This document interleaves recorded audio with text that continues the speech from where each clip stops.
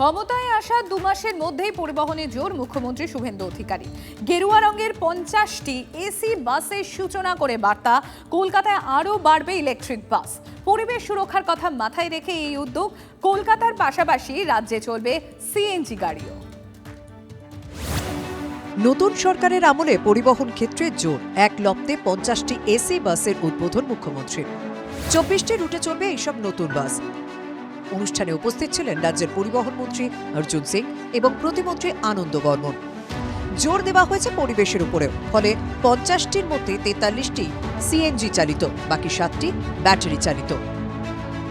আমরা জোর দিয়েছি কলকাতা সহ রাজ্যকে পরিবেশ সুরক্ষিত রাখতে পরিবেশ বান্ধব অর্থাৎ সিএনজি এবং ইলেকট্রিক ভেহিকেল যাতে বেশি আনা যায় করা যায় এটাকে গুরুত্ব দিয়েছি।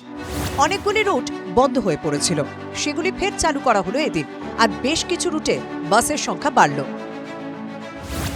বিমানবন্দর থেকে হাওড়া, গড়িয়া, টালিগঞ্জ, হাওড়া এসপ্ল্যানেড, করুণাময়ী থেকে সাঁতরাগাছি, গড়িয়া হাওড়া, গড়িয়া থেকে রাজচন্দ্রপুর, বারাসাত, যাদবপুর থেকে ইকোস্পেস, যাদবপুর থেকে করুণাময়ী, সাপুরজি কুদঘাট, সাপুরজি থেকে হাওড়া, ইকোস্পেস থেকে সাঁতরাগাছি, করুণাময়ী থেকে বারাকপুর, পার্ক সার্কাস থেকে ডানকুনি, সল্টলেক থেকে বারুইপুর, হাওড়া থেকে বারাকপুর, হাওড়া ডায়মন্ড হারবার, কুদঘাট বারাসাত, টালিগঞ্জ থেকে বারাকপুর, হাওড়া থেকে ইকোস্পেস, জোকা বারাসাত।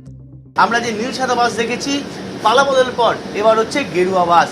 তবে এই বাসের সিট হোক বা অন্যান্য সুবিধা কিন্তু আগের বাসগুলোর তুলনায় অনেকটাই ভালো বলেই দাবি করা হয়েছে পরিবহন দপ্তর কর্তাদের তরফে।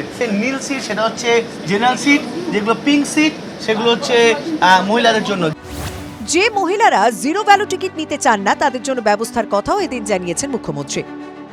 অনেক শিক্ষিকা, অনেক সরকারি কর্মচারী, আমাদের দিদি বোনেরা আমাদেরকে বলেছেন যে আমরা ভাড়া দিতে চাই, আমরা রোজগার করি। আমি ট্রান্সপোর্ট ডিপার্টমেন্টকে বলেছি দ্রুত একটি পিঙ্ক কার্ড চালু করুন। যে দিদি এবং বোনেরা ছাত্রীরা তারা জিরো ভ্যালু টিকিট নিতে চান তাদেরকে একটি করে পিঙ্ক কার্ড দিতে শুরু করুন। আর যারা নিজেরা টিকিট কাটতে চান তাদেরকেও একটা বিকল্প ব্যবস্থা রাখা দরকার আছে। মহারাষ্ট্র, দিল্লি, উত্তরপ্রদেশের মতো এবার সিটি মেট্রো পরিষেবা চালু করারও কথা ঘোষণা করেছেন মুখ্যমন্ত্রী শুভেন্দু অধিকারী। প্রথম ধাপে আসানসোল, দুর্গাপুর এবং শিলিগুড়ি থেকে জলপাইগুড়ি শহরকে যুক্ত করার ভাবনা।